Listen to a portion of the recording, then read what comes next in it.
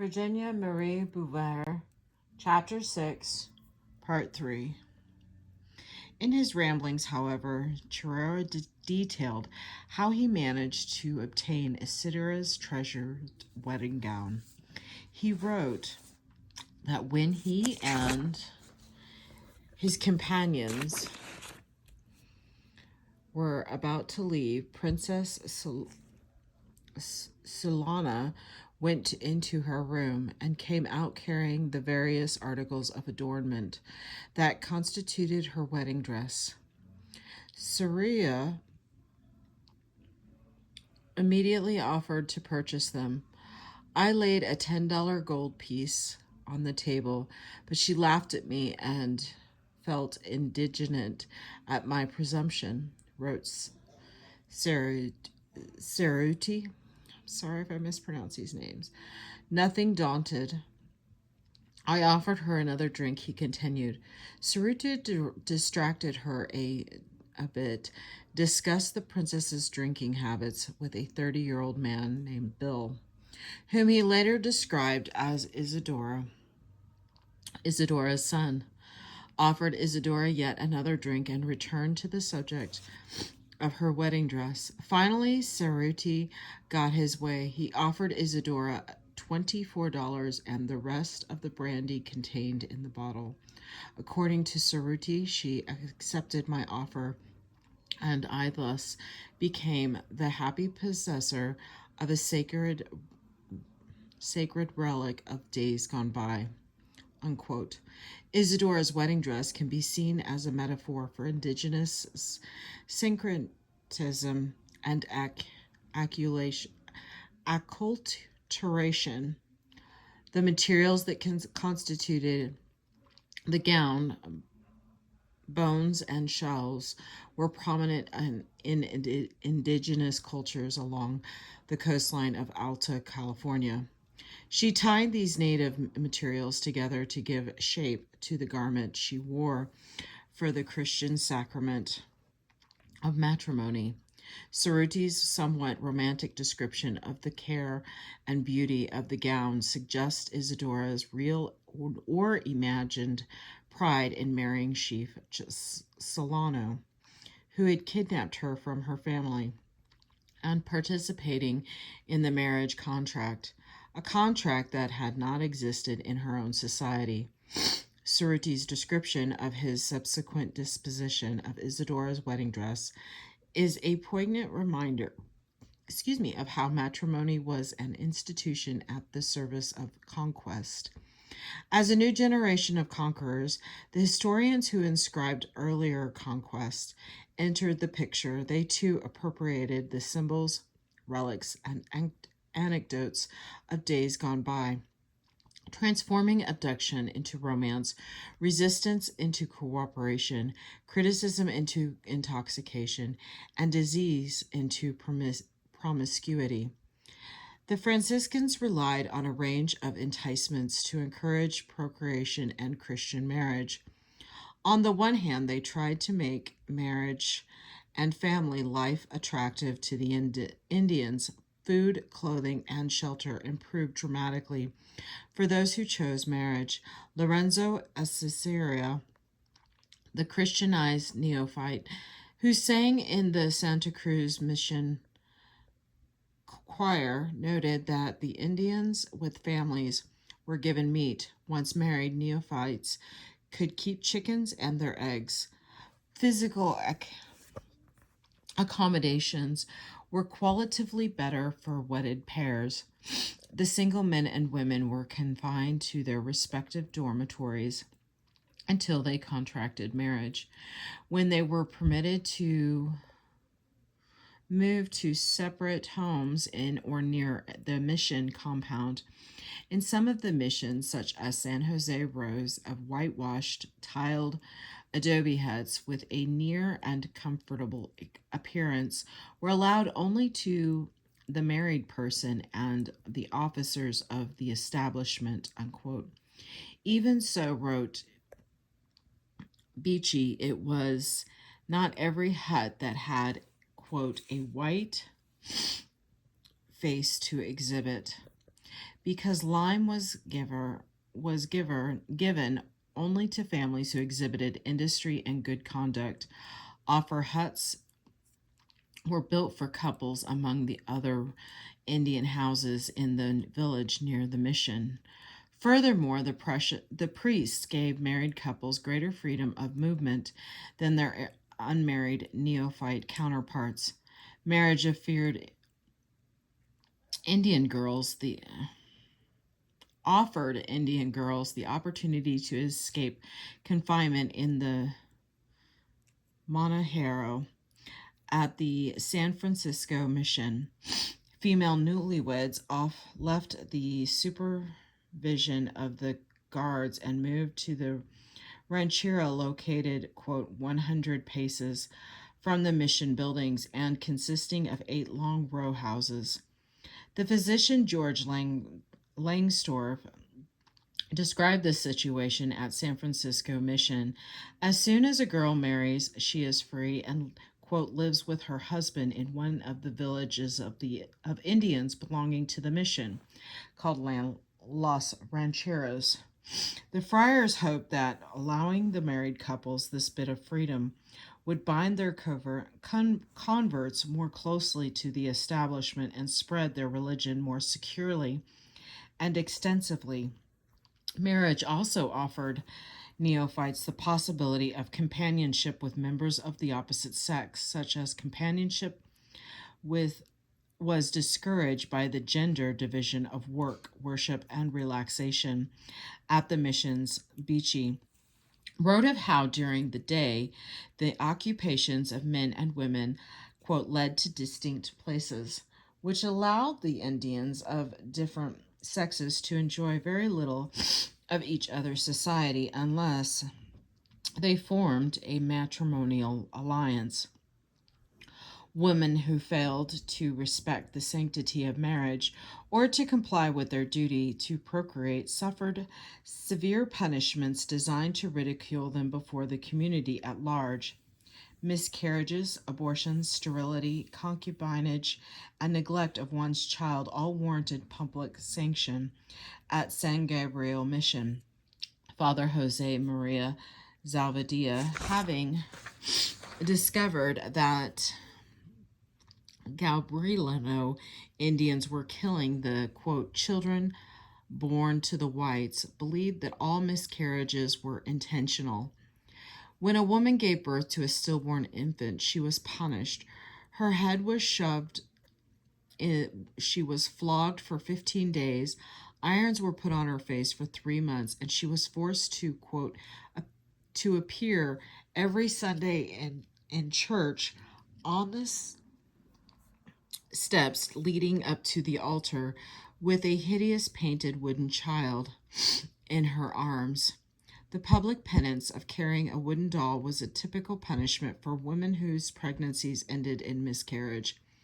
In some Christian communities in Europe as well, women who engaged in relations with married men were also publicly condemned. Such a woman was clipped like a horse, a doll was affixed to her breast, and she was made to stand at the door of the church at the hour of Mass every Sunday for a month, so that she might serve as an example. Narrated the Spanish soldier Jose Maria Amador, the men involved in these same crimes, on the other hand, were hidden from view in the penitentiary. Extramarital affairs were looked down upon and severely punished. According to Amador, any man who engaged in such practice was, quote, irremissibly sentenced to 10 years in the penitentiary, the presidio, in shackles. Guadalupe Valahia noted that women charged with child neglect were similarly punished in severe cases where, quote, an Indian woman was slovenly and neglectful of her infant that it died. He recalled that the woman was forced to carry her in her arms in church and at all meals and public assemblies, a log of wood about the size of a 9-month-old child. Vallejo wrote that public punishments of the women were extremely effective, for the Indian women are naturally most affectionate creatures, and in every case they soon began to suffer greatly, and others with them. Vallejo recalled one instance in which a whole Indian village came to the girl's defense and begged the priest in charge to forgive the poor woman. Lorenzo Assisira related an anecdote that demonstrates the near obsession of some priests with women's fertility patterns. Sometimes after Padre Andres Quintana's death in 1812, Assisira recalled Father Ramon Obes was put in charge of the Santa Cruz mission. One day, Father Obes noticed that 2 women's faces were scratched from fighting, and he took them aside to investigate. One of the women was sterile, and the other had children. The priest asked the sterile one why she had no children. He then sent her husband and asked him the same question. Her husband, an Indian who could not speak Spanish, pointed to the sky as though to signify that God alone knew the reason. The priest then brought an interpreter and continued to interrogate the husband. He asked whether the couple slept together, and the husband replied affirmatively. Then said Assisira, Father Obes put the couple in a room so they might perform the act of coitum in his presence. Quote, the Indian refused, but was obliged to force to show his organ so that it might be learned whether or not it was in good order. Here someone, probably Thomas Savage, the interviewer, crossed out the first version of the interview, which had the real Indian was obliged to force to fornicate with his wife in the presence of witnesses. Although the intent of this manipulation of the text might have been to conceal the heinous of Assyria's story by leaving the text legible underneath, excuse me, the writer actually succeeded in drawing the reader's attention to its obvious alteration. After forcing the couple to have intercourse, the priest allegedly isolated the woman and turned to her husband over to the bodyguard in the fetters. Though the interceptor, the padre, asked why the woman's face was scratched, and she said that another woman had done it through jealousy. Upon further inquiry, she informed the priest that her husband had been intimate with the other woman. Padre Obes asked her whether her husband slept with her, and she replied that he did. The priest continued to interrogate her about why she did not bear children, and she maintained that she did not know. Obes then made the women go into another room in order that he might examine her private parts. When the other woman resisted, he grabbed the cord around her priest's wrists. A lengthy struggle resisted between the two who were alone in the room. The woman tried to bite the priest's arm, causing the priest to yell. Upon hearing Padre Obes scream, the interpreter and the alcalde went in to help him. Obes ordered then tie to the woman by the hands and to give her 50 lashes. After she was beaten, she was put into shackles and locked into the manihira. Padre Obes then ordered that a wooden doll be made, in likeness of a newly born child. He gave it to the woman and commanded her to treat that doll as if it were a child, and to carry it in the presence of everyone for 9 days. As Asira related, that woman did so, and stood at the church with the wooden doll. The woman's husband, on the other hand, was forced to wear a set of cow horns fastened with leather thongs. He was kept thus fettered and brought daily from his prison to the mass where the other Indians mocked him. The reactions of the Indians, according to the Assessoria, differed by sex. The women who were sterile became greatly alarmed, but the men mocked the women, mocked the husband. The extreme behavior of Father Obi's and Assyria's narrative underscores the importance the conquerors placed on procreation. Efforts to colonize California and protect it from other imperial powers depended on a localized, increased loyal population in the territory. Venereal disease was steadily crueling about the indigenous population, both at the mission and at mission villages, making birth rates an ever greater cause of concern. The punishment of missionaries inflicted on both male and female neophytes were designed to humiliate and make examples of couples who failed to produce children. Assyrians observed that the Indian women who were sterile were alarmed underscores underscores the exceptional vulnerability of the women neophytes, which contributed to a qualitatively different experience of missionizing for females and for males. The female reaction to the woman's plight also stands in vivid contrast to the apparent scorn of Indians displayed for the woman's husband.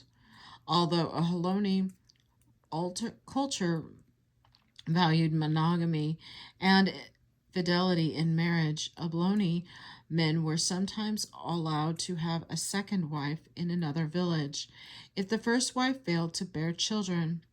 We do not know whether the men's reaction mark a shift in attitudes towards this tradition. Assyria's narrative demonstrates the ultimate failure of mission practices to control or transform indigenous life cycles. Despite all of Franciscan's efforts to restrict sexual behavior, the Indian husband were apparently involved with a woman other than his wife anyway, showing that the Indians found opportunities to defy the strict standards of fidelity imposed by the priest. The priest's efforts to impose Christian marriage may have achieved little more than nominal acceptance of the rite, particularly when the couples was childless. The reports of the friars themselves testify in their failure to control indigenous desires. San Carlos missionaries observed that when the Christianized Indian couples without children had a fight, it took considerable efforts to reconcile them, and if they got involved with other partners, there was virtually nothing the priest could do to get them back together. Visitors to the missions commented on the priest's inability to control indigenous sexuality. Despite several corporal punishments with a whip, the mission Indians sometimes endeavor to invade the vigilance of their keepers and are locked up with the opposite sex, according to Beachy in a criminal case against three neophyte accused of murder. Lieutenant Jose Maria Estudia argued that the wild Indians had thought nothing of stealing women, and that even Christianity they were accustomed to trading women or bribing their wives with beads or other knickknacks to, quote, go with other Indians in their defense. Estudio argued that the Indians apprenticed Christians for only 6 years still had not learned Christian ways with regard to gender relations. In their response to a government questionnaire shortly after 1810, California missionaries priests confirmed that the mission Indians exchanged women among themselves. They were quick to lend each other money, beads, seeds, and their own women, wrote San Fernando Mission Father Antonio Jamie of Subclad Mission noted that although the other Alongic Indians liked their own women, they preferred to share them with others. At the San Carlos Mission, Father Amaros laminated that after the Indians married, they got bored with each other and separated, and their territory to get involved with others' partners was incurable evil.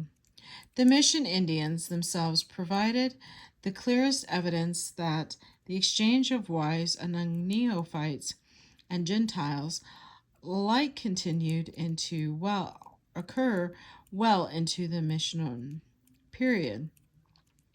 Following the failed uprising in 1824 by the Chumash Indians at La Purisma, Santa Fe Inca, and Santa Barbara missions, commanded Jose de la Guia y Noriega, ordered and signed Jose Joaquin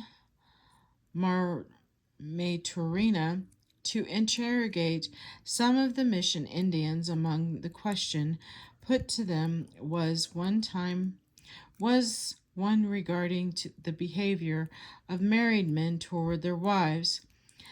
The testimony of 5 Indian neophytes was questioned confirmed that the missionaries had been unsuccessful in changing indigenous sexual practices and that immortality was being performed by married and unmarried. Christian and non-Christian Indians alike. Zenon of La Purisna mission testified that, quote, the married and single men lived all mixed together and did whatever they wished with all the women, married and single alike. 7:144. Pelago of San Fernando Mission likewise reported that the married and single men, Christians and heathens, were living intermingled and were doing so whatever they wished. 7:145. Alberto San Gabriel reported that when the Christians got to the valley, they exchanged their women with those of the heathen without distinction of married or unmarried, for they were all mixed up with one another. 7.146. Leopoldo of Santa Barbara Mission observed that the Christians exchanged their women, both married and unmarried, with the non-Christians and vice versa. Fernando Hulidiset, also of Santa Barbara Mission, reported that he noticed the married couples exchange women with one another, but no one knew who was married and who was single, for they were all mixed up. 7.150. Father Antonio Ripoll praised the neophyte Andres for intervening when some of the Indians did not stay with their wives. He separated the exchanged wives and returned them to their proper husbands, Ripoll wrote. Asasira's narrative also suggests that the priests believed the Indian women were controlling their own sexuality, that is, choosing not to give birth by deliberately inducing abortions and miscarriages. The priests viewed such female agency as intolerable and believed the best behavior could be mitigated through harsh punishments.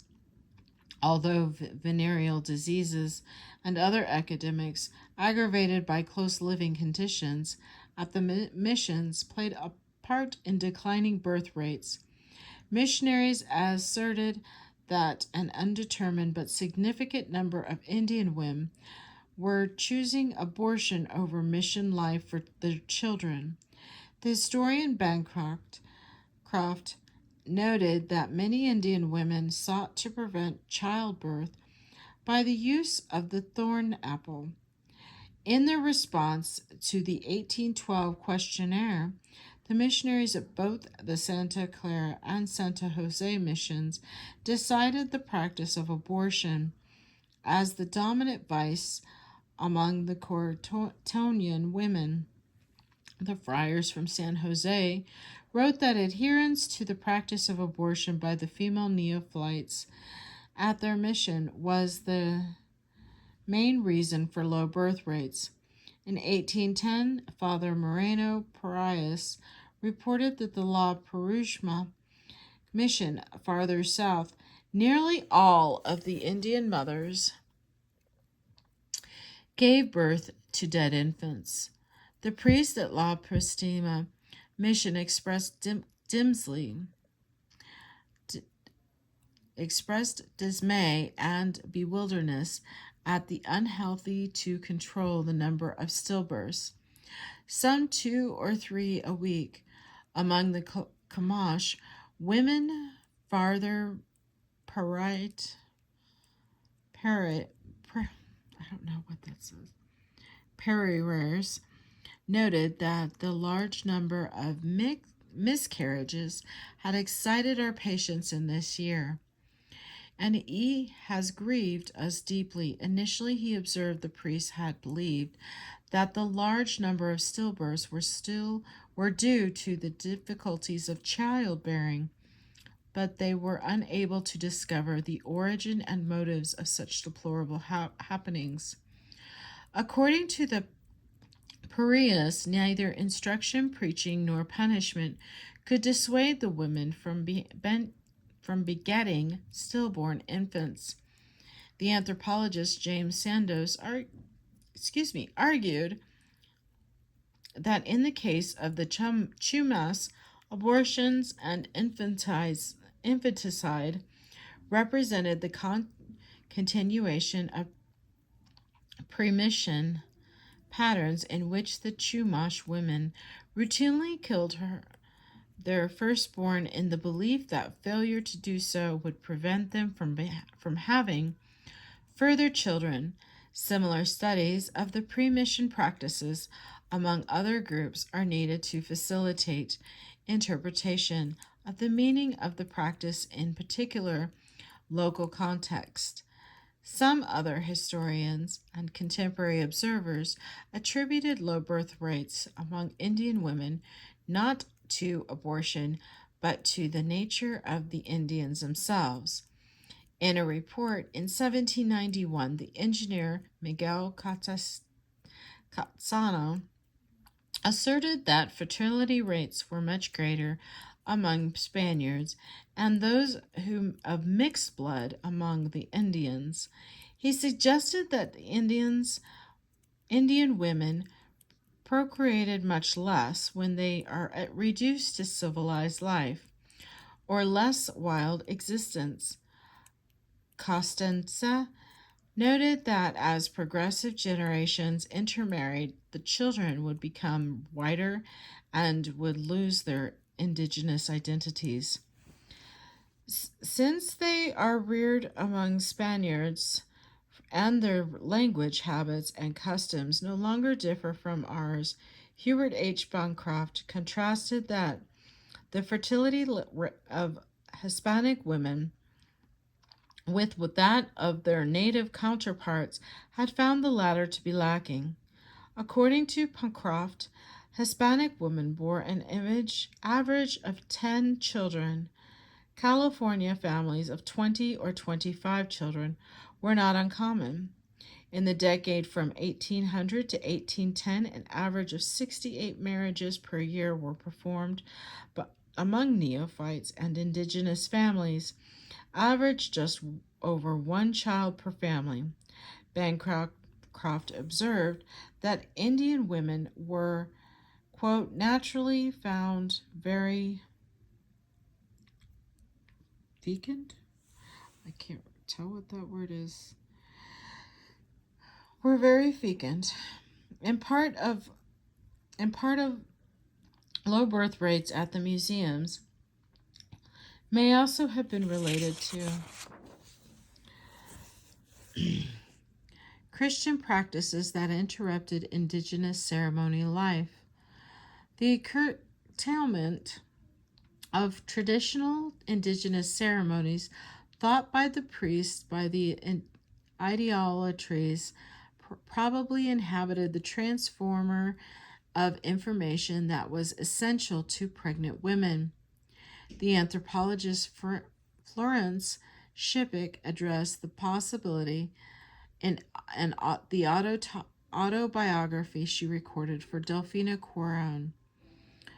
An indigenous Coronda, or medicine woman, from the San Diego area, she wrote that European efforts to eliminate indigenous religious ceremonies and ceremonies led to the destruction of, quote, the total educational, moral, and ethical system, which was often completely integrated into the religious ceremonies. Delfaro Cerro emphasized the importance of ceremonies for indigenous survival. In her autobiography, she discouraged indigenous taboos and rules for pregnant women, what they could and could not eat, or look at what activities were prohibited, and she contemplated how her grandmother's residency at the San Diego Mission had interpreted the ceremonies for passing information about female culture from one generation to the next. Delphina believed that she had lost her first baby because she had been taught an initial ceremony how to have good health and good babies. She related, in the real days of grandmothers taught these things about life at the time of a girl's initiation ceremony, when she was about to become a woman. Nobody just talked to her about these things ever. It was all in the songs and myths that belonged to the ceremony, all that a girl needed to know to be a good wife, and how to have babies and to take care of them was learned at the ceremony. At the time when a girl becomes a woman, we are taught about food and herbs and how to make things by our mothers and grandmothers all the time. But only at the ceremony for girls was the proper time to teach the special things women had to know. Newly just talked about these things. It was all in the songs. The crown issued explicit instructions that the Christian Indians were not to engage in their native ceremonies. Although these instructions were not always followed, in California such an order was issued in 1782 forbidding the Christian Indians from dancing. Cultural codes defined the appropriate moments for conveying certain kinds of information. Whitlot, proper female ceremonies, the special things women had to know, were not passed on. None of the older women, Indian women, with whom the Huron conversed had gone through the initiation ceremony, and many, like Delphina, had lost their first child. Codes of silencing among indigenous groups ensured that such information was not pressed on to the outsiders. Indigenous narratives do not address the extent to which Indian women consciously chose not to bear children within the confines of the missions. Chpt noted that many of the older Indians were reluctant to speak to her on topics related to childbirth. A Russian discoverer in the late Mexican period stressed the difficulties he had in obtaining information about indigenous marital practices. Kostromytnov wrote that the coastal Miwok and Pomo Indians of Bodegas, Italy, only grudgingly answered to questions we asked them concerning these rights, and for this reason it was impossible to learn further details. He lamented that the Indians were completely taken with the delusion that they must necessarily die if they tell about their common customs to a stranger. The reluctance of the women to speak about childbirth either to their daughters or to the outsiders underscores the difficulty of everlasting. The priest charges that women were deliberately practicing abortion or choosing not to have children at the missions. Spanish Discouraged suggested that women were intentionally inducing miscarriages and thus were to blame for the dramatic population decline being experienced at the mission. Such charges deflected criticism away from the practice of cloistering the mission. Indians in close quarters, the lack of adequate medical care on the frontier, and the role of the mission in interrupting traditional indigenous ceremonial life.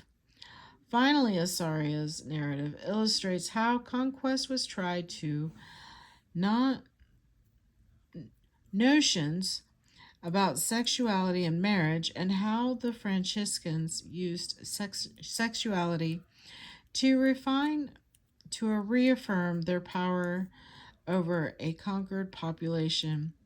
Although it is not clear whether Father Obi's physical abuse, the childless woman at Santa Cruz Mission, was also sexual, the fact that he had isolated her from in order to examine her private parts, and that she fought him with such vehemence is suggestive.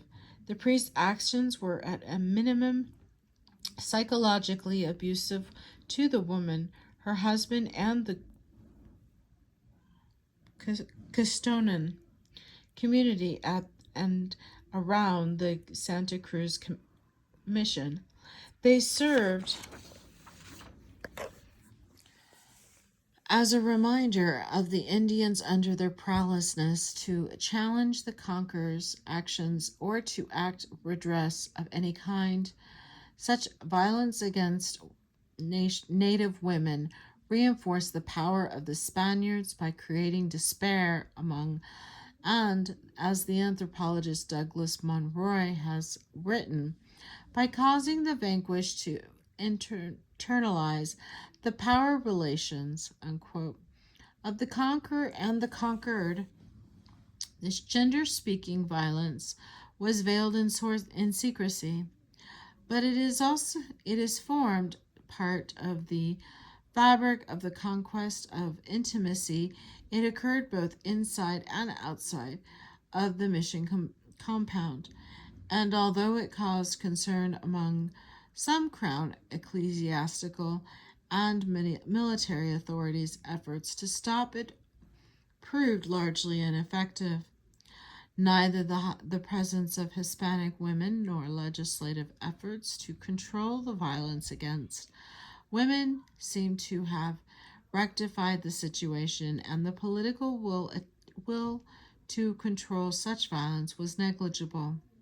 In a dispute with Governor Felipe de Neve over Father Juniper Sierra's right to dispense the sacraments of confirmation without formal papers from Rome, Sarah complained that the governor allows fornication among the soldiers, because I have heard him say from his own mouth, it is winked at in Rome and tolerated in Madrid. In March 1785, Jose Antonio Ringel, one of the highest military authorities of the northern provinces, ordered de Neves' successor, Pedro Pages, to command the troops and officers to cease their scandalous disorder with the female Indians, with their penalties for non-compliance. 4 months later, Governor Fages, citing Bringal's instruction, ordered Diego Gonzalez to circulate and um, and edict, that imposed severe penalties upon those who continued to exercise such vicious license. A decade later, the viceroy complained of the excesses committed by various individuals of the companies with both Christians and gentle Indian women. The Spanish soldier Jose Ramon Valdez recalled that despite an official prohibition against interaction with the Indians, such unauthorized interaction took place regularly. In his memoirs, Valdez recalled that although the soldiers in California were not permitted to go to the Indians' rancherias, they would go inside whenever they had the chance, quote, being careful that the corporals should not see them.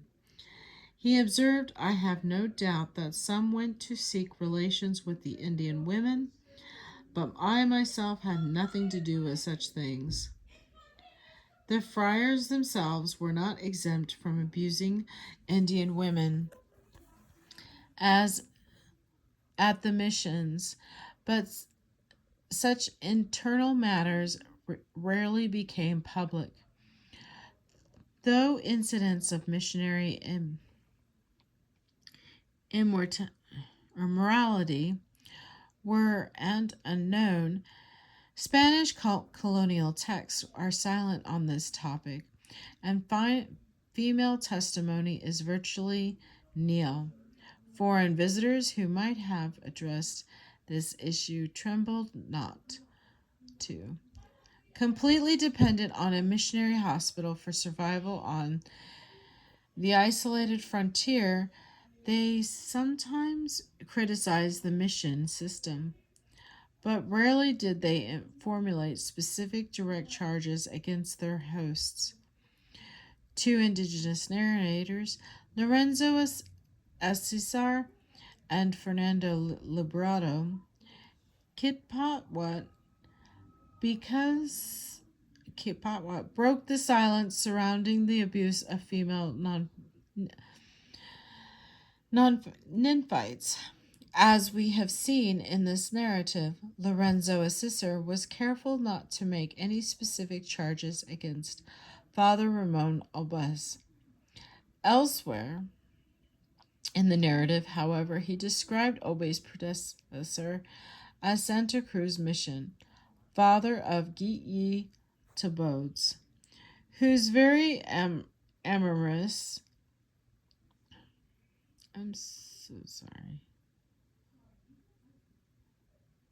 very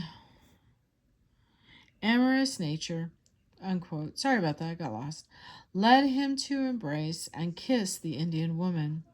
Jose Maria Amador confided a Cesar's statement that the father Gil E. Taboda, quote, had carnal contact with them until he contracted syphilis and developed boo-boos. And he added that he had treated to the priest for venereal disease. Although a Cicero noted Father Gilly Taboda's intercourse with the native women at the mission, he refrained from criticizing the priest's behavior and presented it as natural occurrence. According to a Cicero, Gil E. Tabodo, relations with the indigenous women did not diminish the Indians' warm feelings toward the priest.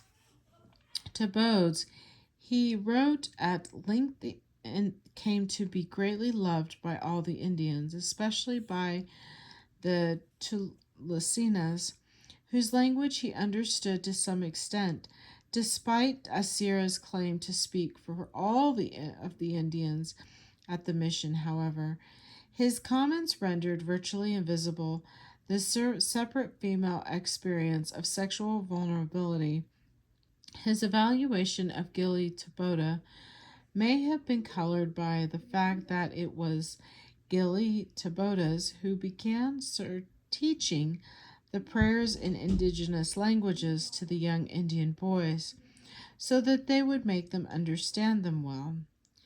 In his biographical dictionary of the Franciscan in Alta California, Maynard Geiger wrote that in 1826 charges were brought against Paulre Gilly Tabuda for smuggling and occasionally immortality.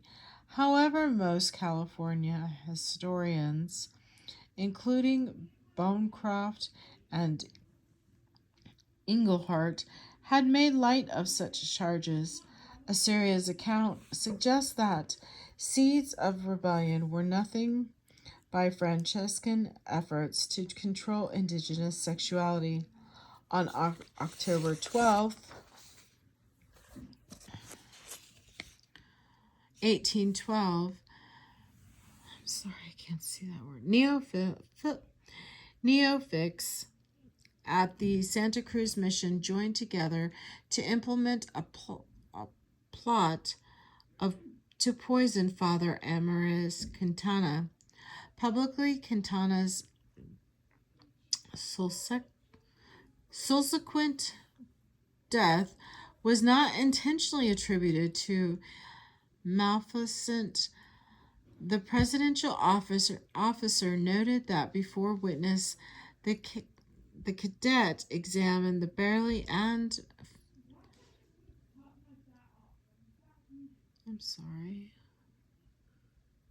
different story in a letter penned nearly 2 years after the priest's death. Sorry about that. Durian acknowledged that the priest had been cruelly tortured in the genitalia before long suffocated. Although witnesses at the time noted the removal of Father Quintel's testicles, Lorenzo Cicera, whose father was participant in the assassination of Father Quintana, told a different story. Cicera observed that through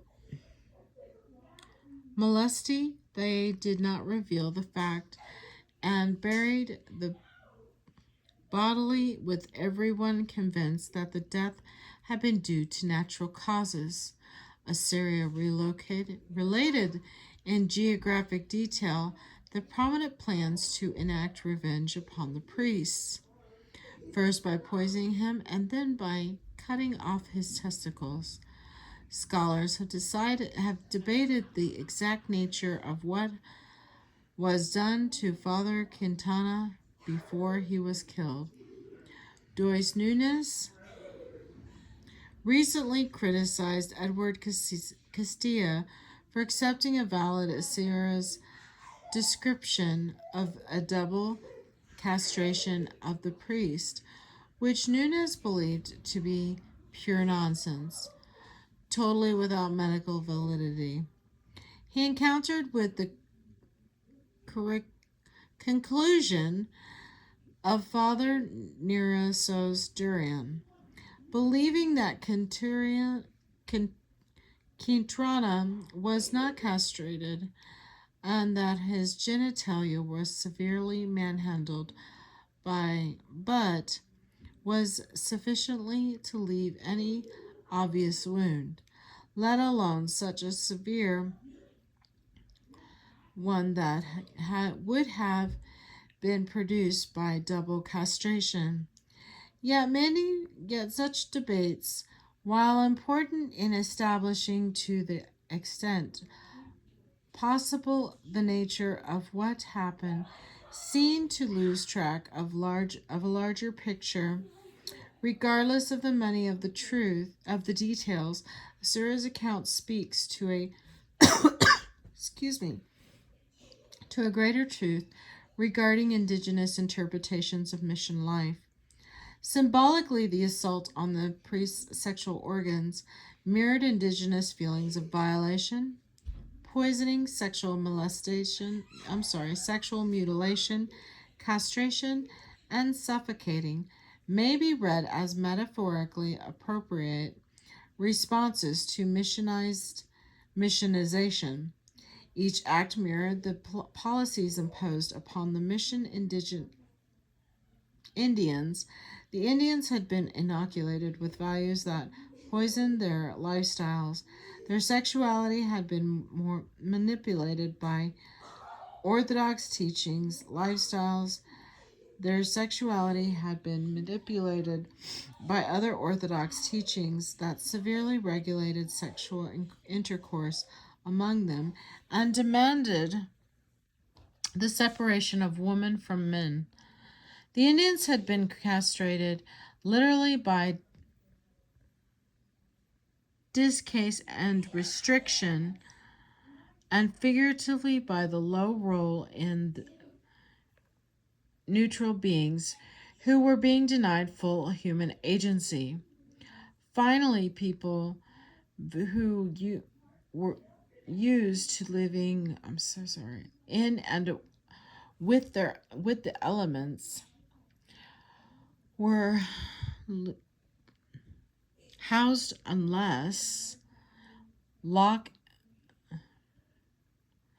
demons Clements were housed and lock and key were in stifling, disease propagating mission structures. Relations at the mission was Kisopwat, known to non-Indians as Farmando Librado. In a series of interviews completed by the Smithsonian Institute's editor, John P. Harrington, between 1912 and 1915, Librado included a few astonishing candid anecdotes that have been passed down to him through oral traditions.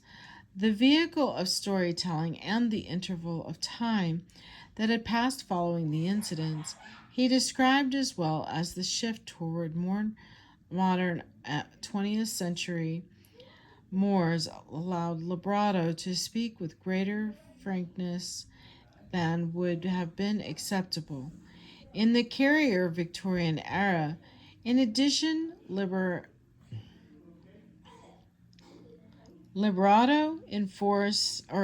softened the gravity of the accusations through his use of narrative strategies such as humor and legacy that distanced himself somewhat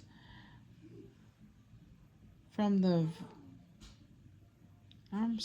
anecdotes that illustrate the vulnerability of the Nephilite girls to the priests, whom, in light of tragic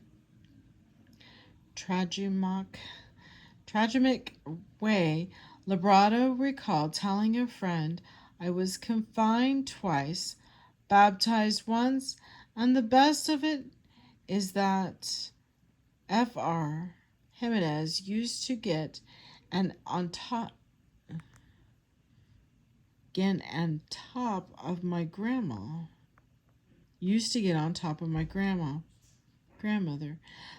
I'm sorry if I mispronounced that. It's hard to read this text. Furthermore, old Lucas and Indian syncretism told Librado that Mission San Benaventura, the priest regularly visited the Monacrio for sexual favors. Librado recalled, "They took all the best-looking girls," Lucas said, "and they put them in the nunnery. The priest had an appointed hour to go there. When he got to the nunnery, all were in bed in the big dormitory.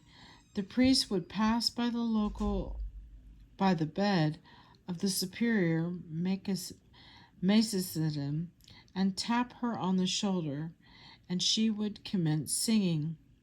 All of the girls would join in, which in the dormitory had the effect of drowning out another sound. While singing this was going on, the priest would have time to select the girls he wanted. Carry us.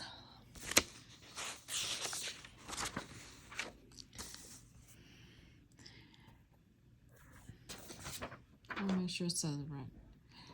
Carry out his desires and come back to where the superior was. Then the singing would stop. In this way, the priest had sex with all of them.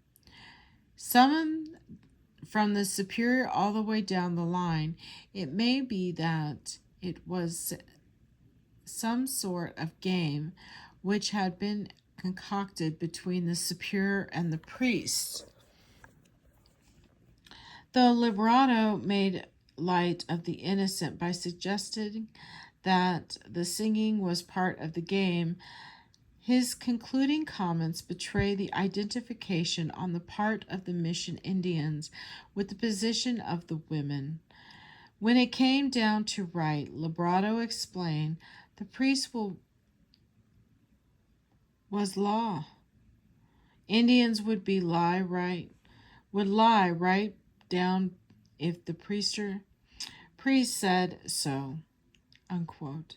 The gender hierarchy that general men power over women provided a paradigm for Spanish-Indian relations in the context of the mission system. Ironically, the same literary devices that allowed Liberato to address this delicate top at we are the very characteristics that weaken the evidentiary character of his ancestors. Liberato was not a direct witness to the events as he described. His anecdotes were based on hearsay, and he used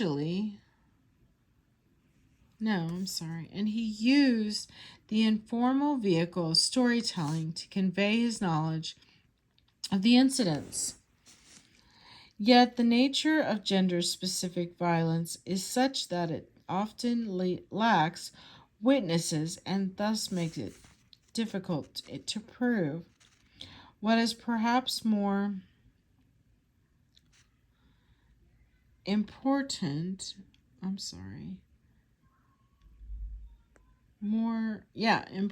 than the accuracy of the specific charges is that these accounts documented female indigenous vulnerability, implicitly proposed this vulnerability as a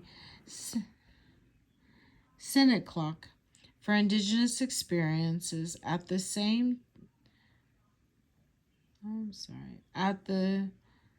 missions and passed on such incidents as part of the collective memory of commission life. Only after the mission period ended do we find foreigners alluding to the irregular conduct of mission priests. In the 1840s, Sir George Simpson,